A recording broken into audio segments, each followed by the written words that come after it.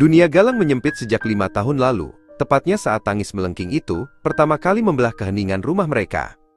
Baginya, kehadiran Banyu bukanlah sebuah anugerah, melainkan pencuri. Mencuri waktu ibu, mencuri perhatian ayah, bahkan mencuri sisa ketenangan di kamar sempit yang kini harus dibagi dua. Di mata Galang, Banyu adalah bayangan yang terlalu lekat, parasit kecil yang selalu mengekor dengan ingus yang tak pernah benar-benar kering, dan rengekan yang tak kunjung usai. Setiap pagi dimulai dengan drama berebut kamar mandi, dan setiap malam diakhiri dengan dengkur kecil, Banyu yang menurut Galang sangat mengganggu tidurnya. Galang sering membayangkan betapa indahnya jika ia kembali menjadi anak tunggal, penguasa tunggal di rumah sederhana mereka yang berlantai semen dingin ini. Di meja makan, kebencian itu tumbuh subur seperti lumut di dinding warung belakang rumah. Ibu selalu memberikan potongan ayam yang lebih besar untuk Banyu, dengan alasan, dia masih masa pertumbuhan. Galang hanya bisa menatap piringnya yang berisi leher ayam, sambil mendengarkan celoteh Banyu tentang kucing tetangga yang melahirkan. Baginya, suara Banyu seperti gesekan amplas di telinga. Banyu tidak menyadari kebencian itu, ia justru seringkali mencoba membagi kerupuknya yang sudah remuk kepada Galang. Namun, Galang selalu menepisnya, membuat remah-remah kerupuk jatuh berserakan di lantai tanah yang bersih. Persaingan ini bukan tentang siapa yang paling hebat di sekolah, melainkan tentang siapa yang paling berhak atas kasih sayang yang terasa semakin menipis setiap harinya. Sore itu di warung Bu Siti, Galang merasa harga dirinya jatuh ke titik terendah. Ibu menyuruhnya menjemput Banyu yang asyik bermain kelereng dengan anak-anak kampung. "Galang, jaga adikmu jangan sampai dia lari ke jalan raya," teriak ibu dari dapur. Di sana, di depan teman-teman sekolahnya yang sedang nongkrong, Galang harus menarik tangan Banyu yang penuh tanah. Banyu meronta, tertawa, dan tanpa sengaja menumpahkan es teh plastik milik salah satu teman Galang. Tawa ejekan pecah. Galang merasa wajahnya panas terbakar. Baginya, Banyu adalah beban hidup yang nyata, sebuah jangkar yang menahannya untuk bisa terbang bebas seperti remaja lainnya. Ia ingin sekali mendorong anak itu menjauh, sejauh mungkin, hingga ia tak perlu lagi menanggung malu karenanya. Suara adzan maghrib berkumandang dari masjid di ujung gang, memantul di antara dinding-dinding rumah yang lembab. Galang berjalan pulang dengan langkah lebar, sengaja meninggalkan Banyu yang kesulitan mengejarnya dengan kaki-kaki kecilnya yang pendek. "Kak, tunggu! Sandalku putus!" teriak Banyu dari kejauhan. Galang tidak menoleh. Ia terus berjalan melewati jalanan kampung yang mulai gelap, merasa puas melihat adiknya tertinggal di belakang. Dalam hatinya, ia bergumam bahwa Banyu harus belajar mandiri.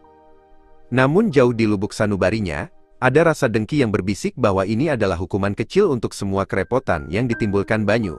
Jalanan itu sepi, hanya ada lampu jalan yang remang-remang dan suara jangkrik yang mulai bersahutan di balik semak-semak.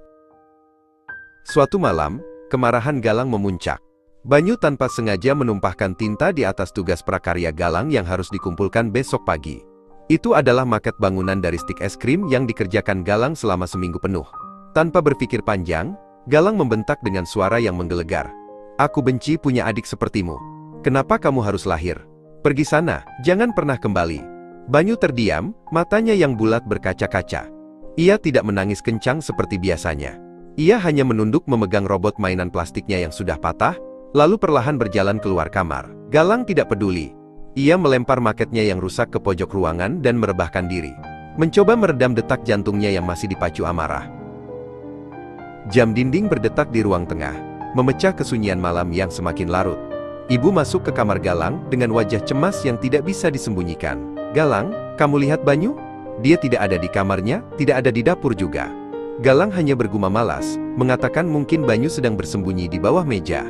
Namun, ketika 1 jam berlalu dan Banyu tetap tidak ditemukan, suasana rumah berubah menjadi mencekam.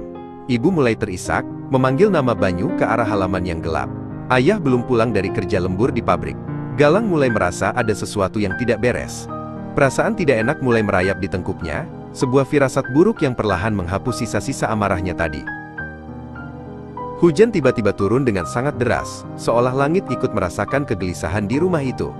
Suara air yang menghantam atap seng terdengar seperti ribuan kerikil yang dilemparkan dengan penuh emosi. Galang teringat kata-kata terakhirnya kepada Banyu.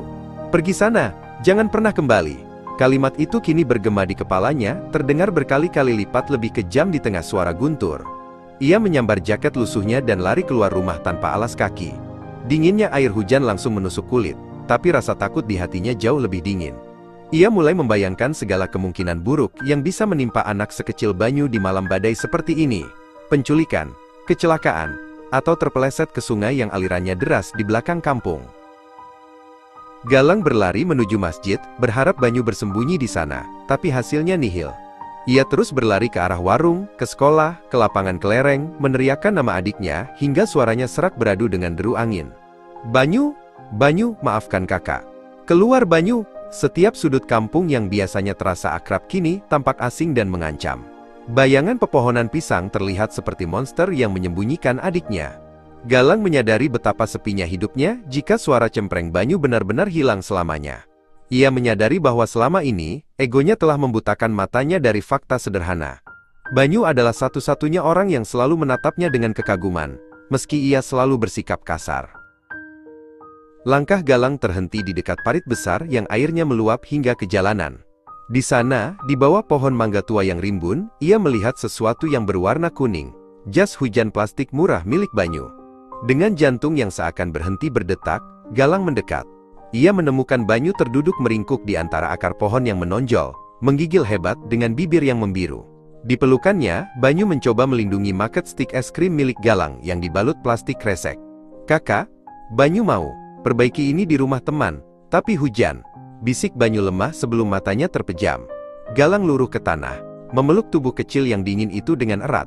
Di saat itulah ia sadar, ia hampir kehilangan segalanya karena kebencian yang sia-sia. Cahaya matahari pagi masuk melalui celah jendela, membawa kehangatan yang berbeda hari itu. Banyu masih terbaring di tempat tidur dengan kompres di dahinya, tapi napasnya sudah teratur. Galang duduk di sampingnya, memegang tangan kecil adiknya yang kini terasa hangat. Tidak ada lagi rasa kesal, tidak ada lagi iri hati. Di atas meja, market stick es krim itu sudah diperbaiki, meski bentuknya sedikit miring karena lem yang berantakan. Galang menyadari bahwa cinta tidak selalu datang dalam bentuk pujian atau perhatian yang setara, melainkan dalam kesediaan untuk saling menjaga di saat-saat tergelap. Ia berjanji dalam hati, selama ia masih bernapas, ia tidak akan membiarkan Banyu berjalan sendirian lagi, terutama saat sandalnya putus atau saat hujan mulai turun.